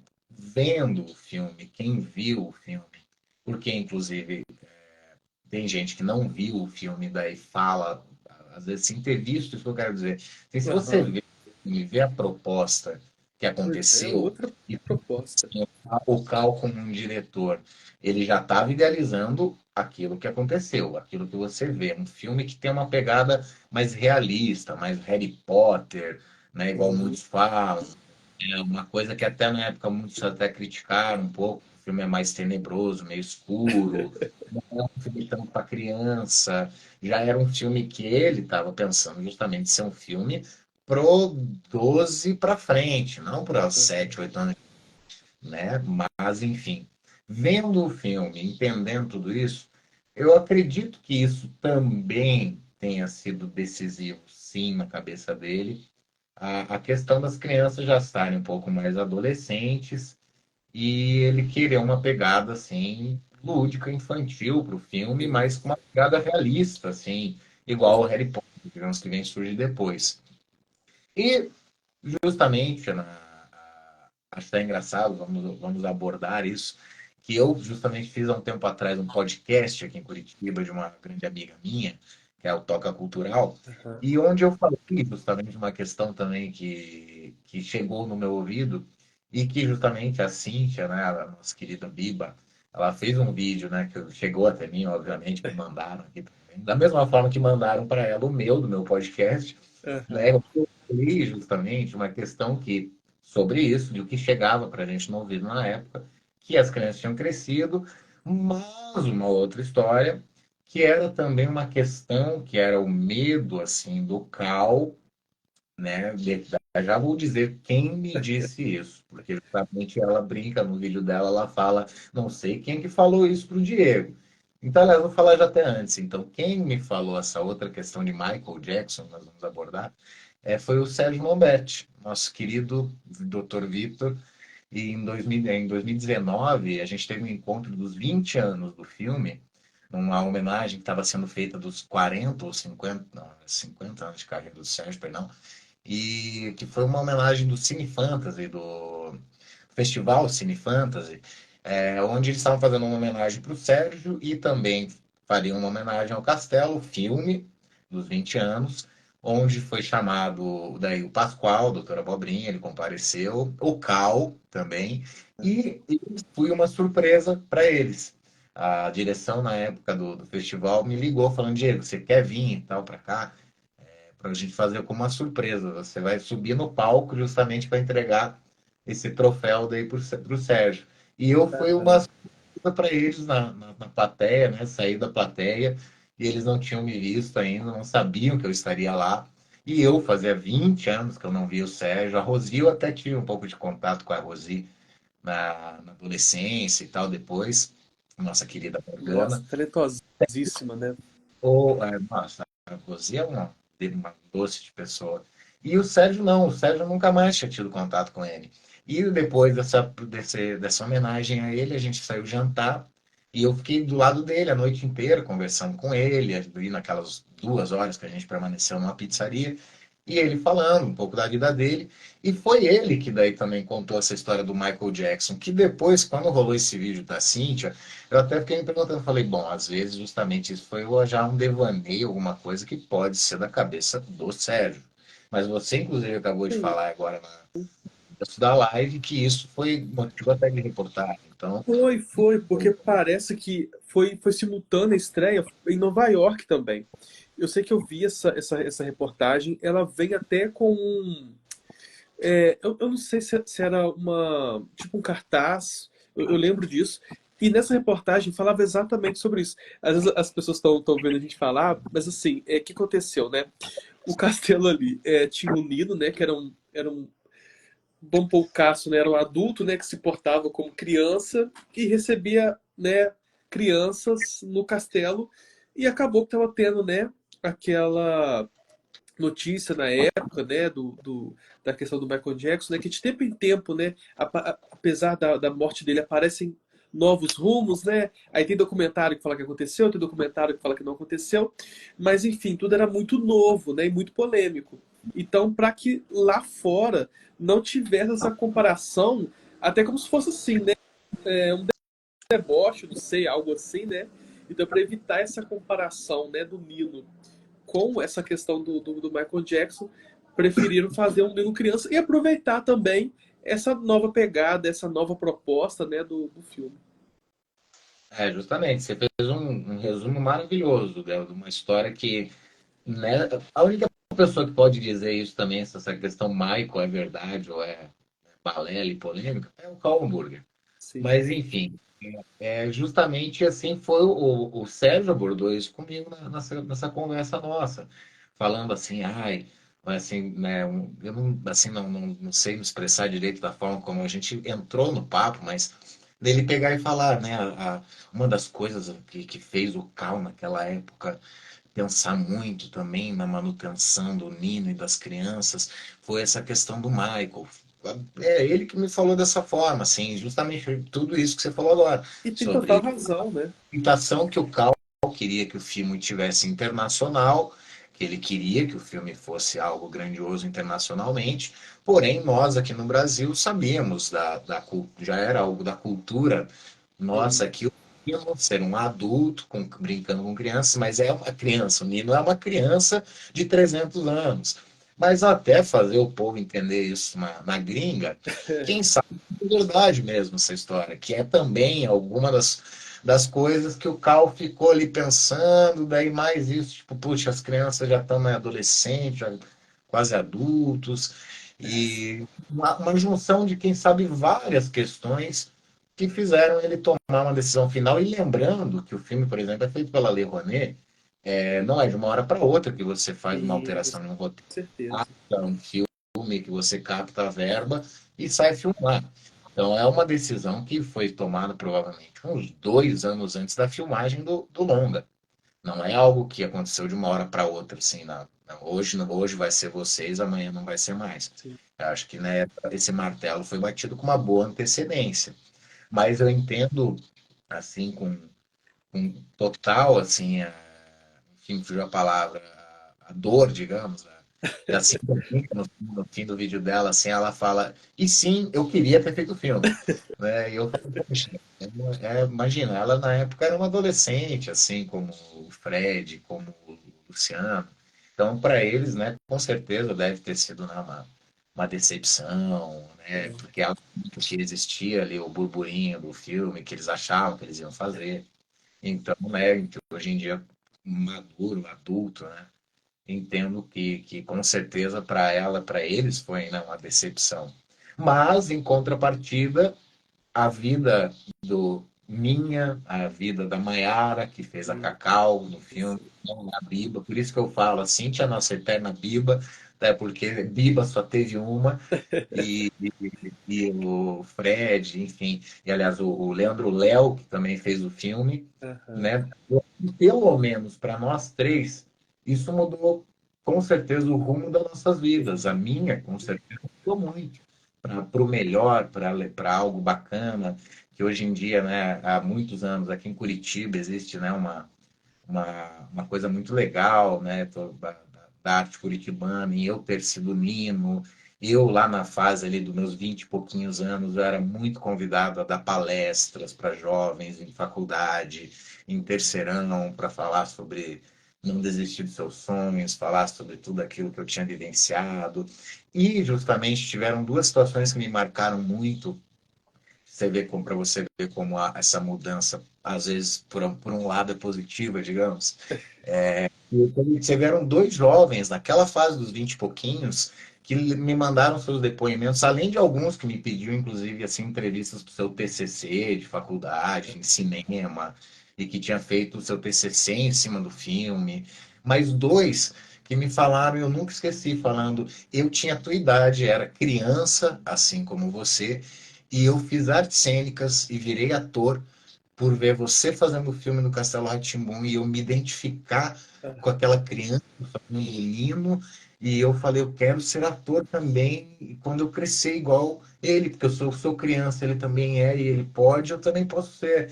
E dois casos que me falaram que fizeram artes cênicas de faculdade, graças a essa identificação com a criança, Nino. Então, falo isso, né, pensando que existe um legado, né? Tem assim, já tem crianças de 35, 40 até hoje que vêm falar comigo o quanto o filme foi importante na sua vida, na sua infância, o quanto é mágico, o quanto entende numa boa, né, a TV, o Castelo da TV e o Sim. filme. Enfim, e eu sempre falo isso, o Castelo da TV tem uma proporção de alcance 1 milhão de vezes maior do que foi o filme. Costumo brincar que o Cássio vai ser sempre o nosso eterno Nino, e que eu fiz ali só uma participaçãozinha. e que eu tenho um carinho enorme por ele, pela Cíntia, pelo Luciano, pelo Fred, e gostaria de conhecê-los, inclusive, nunca conheci. O Cássio eu cheguei a conhecer lá na época do filme, sem querer, a Ah, gente é? se encontrou um dia no cinema, ali na Augusta, e só demos um oi, assim, que era bem na época da filmagem. Eu encontrei ele nesse cinema sem querer. Mas também nunca tive contato com o Cássio. E saibam vocês que eu tenho um carinho, uma admiração enorme por vocês. Depois virei um fã do Castelo rá tim quando adulto. E o Castelo é um legado da cultura nacional hoje em dia. Sim, O sim. Castelo da TV, com tudo aquilo, com todo esse lado educativo, com tantos prêmios, que é uma grande obra dele, né? Um Sim. grande filme. É o primeiro dele ali que despontou ele para o cinema como diretor de um grande diretor que ele depois fez vários outros filmes e é um grande diretor hoje do nosso Brasil. Então que fica esse legado positivo aí para todos nós de um grande filme, de uma grande obra. E agora, né, pelo visto, vai ser eternizado aí agora com um novo filme, né? Tem esse Sim, sim. projeto aí, um novo filme em cima dos personagens da série, e que com certeza vai ser sensacional. E que, inclusive, se quiserem me chamar para fazer uma pontinha, não precisa ser um Nino, nós também. Não, Que é igualmente mais que bom. justo, né? O Tasso vai ser sempre o eterno Nino na cabeça de todos, porque o alcance do Castelo da TV é muito maior, né? Foi muito maior sempre. Então, para mim, já é só o legado de ter feito o filme ali, né, ter mudado a minha infância, mudado o meu futuro, a minha vida, o meu destino, pode-se dizer, eu já sou muito grato e com certeza admiro muito o Cássio a Cíntia, o Fred e o Luciano. Eles saibam disso, tá? Não, e assim, e o filme é de muita importância. E eu até te perguntei da preparação, porque é isso, a gente vê um Nino muito bem construído, né? É um filme, assim, lindíssimo, aquilo do alinhamento dos planetas, aquela fotografia. É um cinema, assim, que é um filme que todo mundo, assim, que curtiu a série, precisa ver de novo, né? Com outra cabeça agora. Eu acho que é muito importante a gente falar sobre isso. É a história do nosso país, né? É a nossa cultura. Então, assim, é muito, muito válido mesmo. Cultura brasileira, né? Isso ninguém vai poder apagar. É um filme maravilhoso. Um filme lá dos anos 2000, feito em 99, na verdade, que é atual até hoje em várias questões, Sim, seja do roteiro, do contexto, mas até mesmo o quanto é lindo de fotografia, a trilha do André Bujanra. sim. Tem muita coisa maravilhosa assim no filme que não podemos deixar para trás aí, e esquecer que temos uma grande obra do cinema nacional aí, que é o Castelo rá tim o filme. Certeza. E, Diego, você é autor de. A gente já falou que você é autor de jingles. Tem algum jingle favorito seu? Olha, não, sinceramente não, mas assim, jingle é uma coisa, sendo bem honesto, normalmente jingle é algo assim que tem que ser chiclete, né? Aquela Aham. coisa ali faz um negócio, normalmente um refrão bem chiclete. Então, para quem produz, são pelo menos algumas noites que você não dorme direito porque você fica com aquele jingle na cabeça, fica aquele refrão na cabeça que você criou, mas daí vai para a segunda etapa de agora vamos começar a colocar instrumentos, agora vou mandar para o gaiteiro, por exemplo. Se tiver um acordeon, inclusive eu tenho um grande amigo Diego Matos, que é um gaiteiro maravilhoso, que faz umas coisas aqui para mim também, e pianista também. E algumas coisas, obviamente, eu justamente, normalmente, violão e piano eu consigo resolver, mas tenho meus parceiros aqui, justamente, de produção, aqui, quando eu faço trabalhos. Mas, normalmente, cara, eu ouço o jingle que eu componho umas 300, 500 vezes até eu entregar. E agora vamos inserir mais instrumento, agora vai outro instrumento, agora não sei o que lá. Agora vem aquela fase, daí hoje em dia, por exemplo, tem aquela fase final, que é quando você está ouvindo nas caixas de som, no estúdio, né, na hora de edição, você está ouvindo umas caixas maiores, mas hoje em dia o produto final de 99,9% das coisas É para o celular. Então Aham. daí você exporta, daí ouve no celular para ver se ficou legal. As questões do grave, médio, agudo, né? Porque justamente o celular corta muitos graves. Então daí você tem que ouvir para ver se ficou legal, se não sumiu muito ali o grave da bateria, por exemplo, do baixo. Então você ouve umas 300 vezes mais ou menos. Mas eu gosto muito. Ainda assim, por exemplo, então eu vou contar um aqui rápido recente que eu posso falar, que eu fiz um jingle agora no final do ano passado, para uma empresa que chama Globo Aves, que é uma empresa lá de Toledo, no interior do Paraná, mas que atende Brasil e até mesmo da América do Sul, Argentina, Uruguai, Paraguai e Chile, se eu não me engano, e que nós fizemos um jingle em português primeiro, um sertanejo, que é no estilo, na verdade, meio country americano, e eles gostaram tanto do jingle na versão em português, mas não sou eu cantando. Eu acabei pegando um cantor com uma voz mais sertaneja para cantar esse. Uma voz meio estilo do Bruno e Marrone, esse cantor Aham. que eu peguei. E eles gostaram tanto que daí eles quiseram fazer a versão em espanhol para distribuir no filme.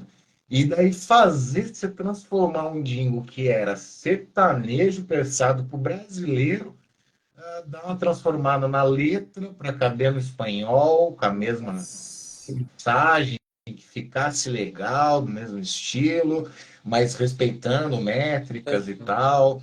Claro que minha irmã fala espanhol fluente, é formada em letras de espanhol, e daí mais alguns amigos que eu conversei para deixar um inglês, aliás, um espanhol que fosse também meio que coubesse para todos os países, aí Argentina, espanhol, Argentina, Uruguai, Paraguai, Chile, enfim, né, pensando em tudo isso para chegar nesse produto final, assim, e entregar esse jingle.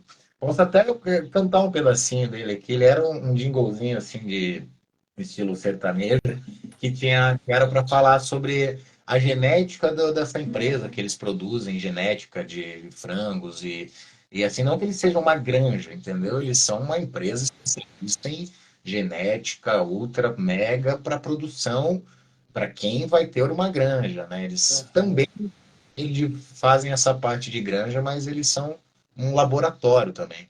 Eles tinham uma brincadeira que era assim, vou cantar um pedacinho, então acho que eu lembro, ainda que tá sempre na minha memória, porque eu ouvi umas 1000 vezes e tá que era tipo uma vez assim, genética top bravo, opa, genética top padrão internacional.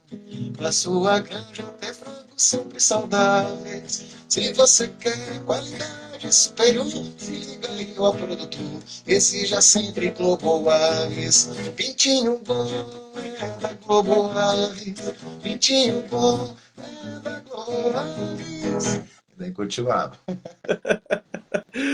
Aproveitar que você tá com o violão na mão. Você escreve músicas também? Você tem alguma música favorita?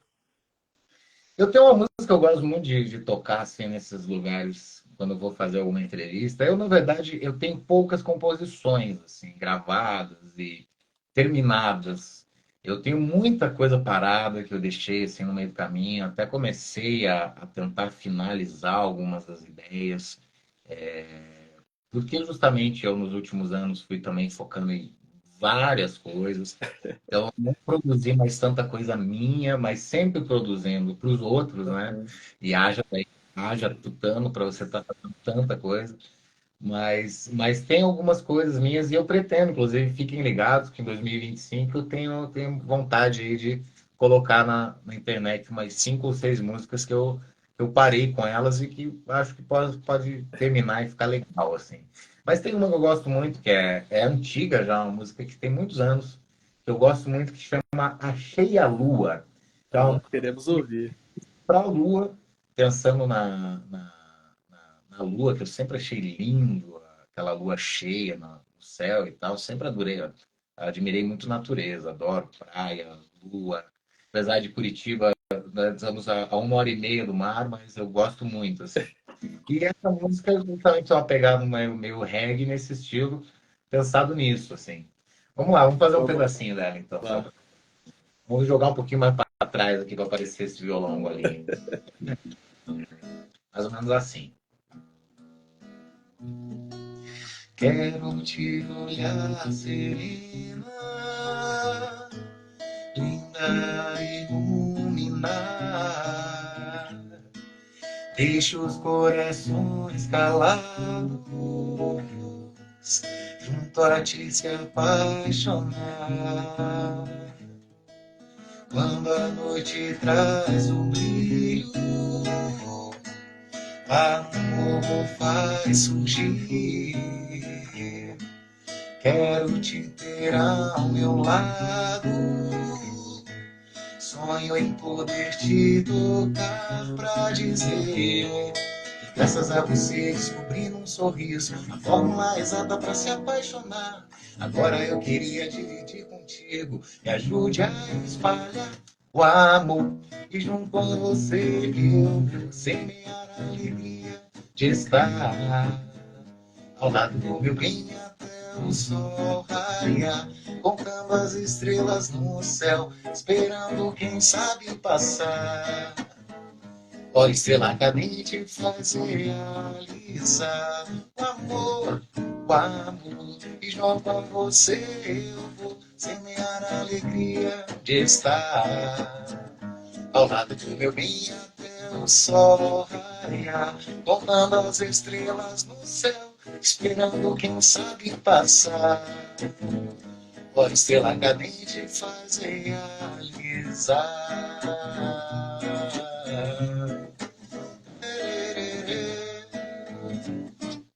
o amor. Aê, muito bem. Nossa, é muito, muito gostosinha a música, né? É isso aí, é uma música, uma grande homenagem à lua, aos casais apaixonados, tendo uma lua bonita. Essa é a ideia. Parabéns, parabéns. Muito bom mesmo. E você costuma cantar assim ainda em lugares, em bares? Você tem essa vida boêmia também ou não? Tenho. Aqui em Curitiba, hoje em dia, uma das coisas que eu faço, tem uma banda, né, que eu brinco aqui até hoje, justamente é um projeto local, não fiquem bravos aí. Justamente coloquei o nome de Ratimbanda, porque, na verdade, as pessoas chamavam ela de Ratimbanda por causa então me pegou, já tem uns 15 anos que eu comecei a tocar assim em bares, eventos, casamentos, sempre, né, graças a Deus, em bons lugares, bons bares e restaurantes e eventos. E eu sempre comecei a tocar, né, sendo vocalista e violonista nas bandas normalmente. E todo mundo falava que era a banda do Nino, a Ratimbanda. Então pegou o nome, Ratimbanda. É um projeto meu, local aqui. Igual eu falei, né? Justamente, eu sou um cara aqui batalhador, que atira para tudo quanto é lado. Aqui sou locutor, dublador, ator, produtor musical e músico também, com a minha banda aqui, que eu toco hoje em dia mais em lugares mais tranquilos, em alguns poucos bares, restaurantes e eventos e casamentos. Mas tem, por exemplo, o Bossa Bar, que é um bar muito famoso aqui em Curitiba, que já tem 15 anos de história, e eu toco lá há 12 anos, nos 15 anos de história desse bar aqui em Curitiba, que é do grande Glaucio Gonzaga, o Bossa Bar Curitiba, que é um bar muito legal, assim, nele é uma pegada mais banda de balada. Inclusive, agora, em junho, eu vou começar a soltar uns vídeos aí no meu canal no Instagram, me acompanhem lá, de um Isso. show então, que eu fiz a um DVD, um mini DVD, assim, uns 40 minutos, e algumas músicas cover, mas das grandes músicas aí que a gente adora e curtir na rádio e que eu toco ali no Bossa Bar, por exemplo, do seu lado, do Jota Quest, que é uma música que eu sempre gostei. Daí sai até um sambinho, um pagode, um forró, um pop, tipo, do seu lado, um samba rock. Eu gravei algumas canções, assim, que eu gosto muito, que a gente toca ali, e que eu vou começar a divulgar agora em junho, assim, num formato de clipes, como se fosse, foi uma gravação, captação ao vivo do show, assim, bem gravada É e tal, isso. câmeras e tal. E agora eu vou começar esse projetinho aí, divulgar esse meu projeto da Ratimbanda aqui para angariar novos contatos, novos clientes. E me acompanhe aí na minha rede, no Diego.Coserite ou na Ratimbanda, para saber aí os lugares onde eu tenho tocado. Eu toco também no Menina Zen, que é um bar muito legal, nosso aqui em Curitiba também. Já tem algum tempo que eu toco no Menina Zen, no Il Bar também, um bar muito legal. E além de eventos e casamentos, estou aí à disposição. Adoro tocar em casamentos, já fiz alguns casamentos nessa vida. Vamos levar o Nino pro seu casamento. Inclusive, é uma coisa muito legal de ver, assim, que o Bossa Bar, que é um bar que eu toco há 12 anos, que foi a responsável pelo primeiro beijo. Então, me chamavam aí para tocar daí no casamento, e acho muito legal isso. E, assim, ouvindo essa música lindíssima, Achei a Lua, não tem como, né? Ah, obrigado, valeu. Justamente, eu tô aqui na minha luta. Eu gosto muito de música, pra caramba, assim. Eu sempre fui criado no meio artístico de ator e na música, pra caramba. E sempre gostei muito, assim. Eu tenho um prazer enorme em tocar, assim, quando eu vou tocar nos bares, nos restaurantes, assim. Justamente eu toco mais a música cover, né? Aquele perfil bem tipo um barzinho violão, sabe? Gosto muito da MPB, do samba rock, pop rock. Sou mais da música nacional, justamente. Toco muito pouco internacional, até porque eu não falo inglês muito bem fluente e não gosto de passar vergonha. Então, eu tenho poucas músicas em inglês ali que eu já decorei, que eu canto bem, assim, que eu arrisco. Mas eu sou mais do nacional, assim, do universo da música nacional. E você cantar pra gente também um trechinho de uma música ao sul? Justamente, queria aproveitar o momento aqui e fazer uma homenagem, acima de tudo, uma homenagem para os meus amigos aqui do Sul, no Rio Grande do Sul. Lembrando que eu sou um curitibano, mas meus pais são catarinas e que foram muito criados na cultura gaúcha. O interior de Santa Catarina tem muito essa cultura gauchesca. Então eu sou muito talhado e criado na cultura gauchesca da música gaúcha, seja justamente o vaneirão, o shot, mas também a outros estilos, enfim, na música gauchesca, da música gaúcha, Cleito e Cledir, por exemplo, eu fui criado ouvindo Cleito e Cledir, Tangos e Tragédias, que é um ícone, né, para os gaúchos, o projeto do Tangos e Tragédias, e que é um negócio que eu sempre acompanhei durante anos, antes do falecimento do Nico Nicolaevski, e um grande abraço para o Ike, inclusive, que era o parceiro dele no Tangos e Tragédias. E, enfim, gostaria muito de fazer uma rápida homenagem, um refrãozinho de uma música que todo gaúcho conhece. Eu acho que já, inclusive, já quiseram tornar ela hino do Rio Grande do Sul, mas é considerado quase que um hino no Rio Grande. E fica aqui a minha homenagem ao povo gaúcho e lembrar todos de continuarmos a ajudar. Está só começando o BO, o problema, está só começando. A gente vai ter que dar uma força para esses nossos parceiros, não só com dinheiro, mas, né, com roupas, né, com muita coisa. Pensar que todo mundo ali perdeu tudo É, e não podemos esquecer. Isso vai demorar ainda muito tempo para se organizar e voltar ao seu reconstruir as cidades, né? e tudo isso aí. O governo vai ter a sua obrigação nisso, mas a gente vai ter que ajudar muito as pessoas com essas questões menores aí, porque é remédio, é doença, é a casa perdida, é roupa, principalmente eu vejo quanto assim, a roupa e remédio vai ser muito fundamental, além de eletrodomésticos e coisas assim, né? Certeza. Enfim, eu gostaria de fazer então essa minha homenagem rápida aqui, de um trechinho desse hino do Rio Grande do Sul, e que fique o meu desejo de força, força na peleia, como diria os gaúchos. Vamos lá, só um refrãozinho aqui. É o meu Rio Grande do Sul, céu, sol, sul, terra e cor, onde tudo que se planta cresce e o que mais floresce é o amor. É o meu Rio Grande do Sul, céu, sol, sul, terra e cor, onde tudo que se planta cresce e o que mais floresce é o amor. Força gauchada! Muito bom. Ô, Diego, eu quero te agradecer muito por ter aceito esse convite, poder falar com a gente aí, né, sobre a gente estar comemorando os 30 anos do Castelo, poder falar da sua trajetória, que é lindíssima, ter tirado um pouco aí do seu tempo para poder compartilhar tantas experiências suas aí.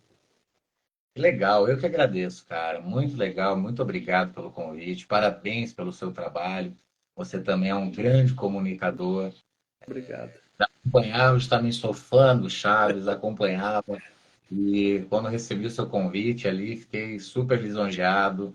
Parabéns por tudo que você faz pelo universo do Chaves, da dublagem, do Castelo agora e de tantos outros projetos que venham. Porque você é um grande comunicador, parabéns. E muito obrigado pela oportunidade aqui de falar um pouquinho para todo mundo, quem é fã do Castelo rá que fique aí um grande abraço para todo mundo e me acompanhe lá nas redes sociais, igual eu comentei, entrei para o mundo, né, do Instagram há pouco tempo atrás, não era muito ligado, mas tem muita coisa que eu estou postando aí, coisas antigas. Estou fazendo uma retrospectiva assim, de 30 anos de carreira, que eu brinco que eu estou fazendo esse ano, porque eu comecei em 1994.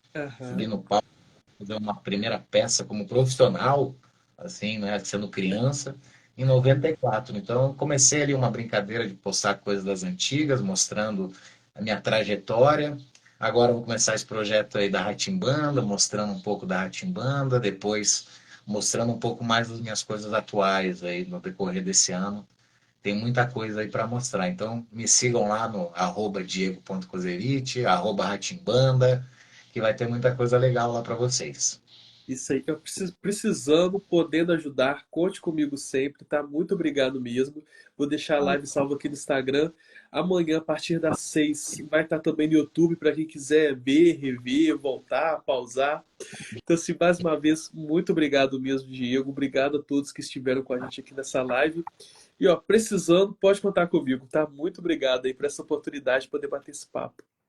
Obrigado, Gabriel. Valeu mesmo. E uma boa noite a todos. Se cuidem. Vamos ajudar o povo gaúcho, Isso. né? E humor no coração de todos aí. O mundo está com tanta coisa ruim, tanto É, ódio.